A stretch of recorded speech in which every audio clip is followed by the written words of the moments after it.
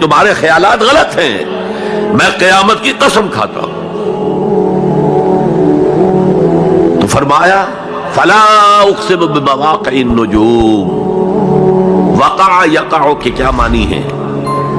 اور یہ سورت کون سی؟ واقعہ، اذا وقعت الواقعہ، وقع گر جانا، پڑ جانا، یہ ستاروں کے ڈوبنے کی جگہ ہے۔ فلا اقسم بمواقع النجوم وانہ لقسم لو تعلمون عظیم، اور اگر تم جانو تو یہ بہت بڑی قسم ہے جو ہم نے کھائی ہے۔ اس وقت کا انسان کیا سمجھتا کہ ستارے کہاں جاتے ہیں، کہاں غروب ہوتے ہیں، کہاں گرتے ہیں؟ آج ہمیں معلوم ہے۔ سورہ حامیم سجدہ میں جو کہا گیا ہے سنریہم آیاتنا فی الآفاق وفی انفسہم حتی یتبین لہم انہ الحق، ہم انہیں اپنی نشانیاں دکھائیں گے آفاق و انفس میں، یہاں تک کہ یہ بات واضح ہو جائے گی کہ قرآن حق ہے۔ آج ہمیں معلوم ہے خلا میں بلیک ہولز ہیں، اور یہ بلیک ہولز بڑے بڑے ستاروں کے پچکنے سے، پچک جانے سے پیدا ہوئے، اور جب وہ بڑے ستارے پچکتے ہیں، جو خلا پیدا ہوتا ہے، ویکیوم، اس میں بڑی طاقت ہوتی ہے، اس کے پاس سے کوئی سیارہ، کوئی ستارہ گزر جائے اسے کھینچ لیتا ہے قبر کے اندر۔ یہ بلیک ہولز کا تصور۔ اسی لیے اللہ نے اس وقت کے لوگوں کے لیے کیا کہا؟ فلا اقسم بمواقع النجوم وانہ لقسم لو تعلمون عظیم، انہ لقرآن کریم، یہ بہت باعزت قرآن ہے، فی کتاب مکنون، ایک چھپی ہوئی کتاب میں ہے، لا یمسہ الا المطہرون، اسے چھو ہی نہیں سکتے مگر انتہائی پاک ہستیاں۔ اس کے کیا معنی ہے؟ پہلی بات تو ہمیں معلوم ہو گئی، مراد فرشتے ہیں، بے ایدی سفرۃ کرام بررہ، اسی کی شرح ہو رہی ہے نا۔ اسی سے ایک فقہی مسئلہ نکالا گیا کہ بغیر وضو کے ہاتھ نہ لگاؤ، لیکن اس کا اصل مفہوم کیا ہے وہ سمجھیے۔ قرآن کی روح تک کوئی نہیں پہنچ سکتا جب تک کہ تزکیہ نفس نہ ہو گیا۔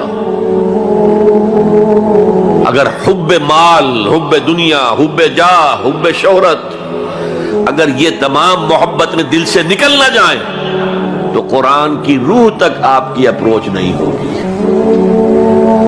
مولانا روم نے کہا ہے، اگرچہ ذرا میں سمجھتا ہوں کہ انہوں نے بہت سخت الفاظ استعمال کیے ہیں، ماز قرآن مغزہا برداشتے استخاں پیش سگاں انداختے، ہم نے قرآن سے اس کا مغز لے لیا ہے، جو ایسنس ہے وہ کھینچ لیا ہے، ہڈی کا گودا جو ہے وہ ہم نے نکال لیا ہے، ہڈیاں ہم نے پھینک دی ہیں کتوں کے سامنے جو لڑ رہے ہیں۔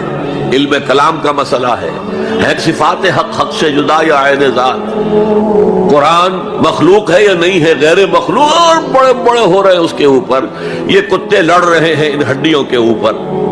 ہم نے اس میں سے اصل شے نکال لی، وہ کیا ہے؟ اللہ کی محبت، اللہ کی معرفت، یہ ہے اصل شے۔ ماذ قرآن مغزہ برداشتے استخاں پیش سگاں انداختے۔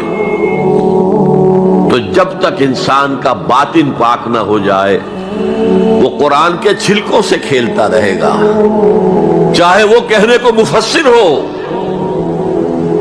قرآن کے باطن تک کبھی نہیں پہنچے گا۔ فی کتاب مکنون لا یمسہ الا المطہرون تنزیل من رب العالمین، یہ تھوڑا تھوڑا کر کے اتارا گیا ہے رب العالمین کی طرف سے۔ انزال کے معنی ہے دفعتاً اتار دینا۔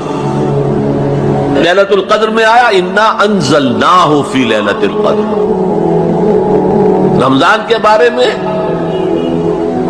شہر رمضان الذی انزل فیہ القرآن افعال، لیکن حضور پر ایک دم نہیں اترا، تھوڑا تھوڑا تھوڑا تھوڑا 23 برس میں جا کر اس کی تکمیل ہوئی۔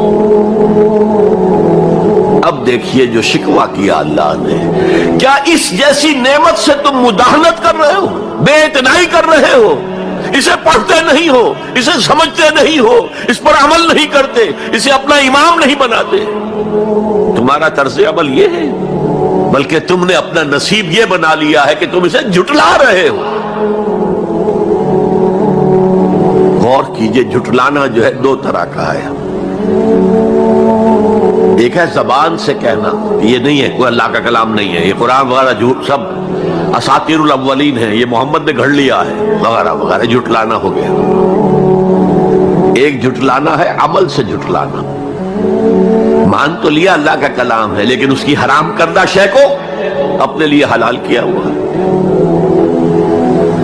حدیث نبوی ہے، ما آمن بالقرآن من استحل محارمہ، اس شخص کا قرآن پر کوئی ایمان نہیں ہے جو اس کی حرام کردہ چیز کو اپنے لیے حلال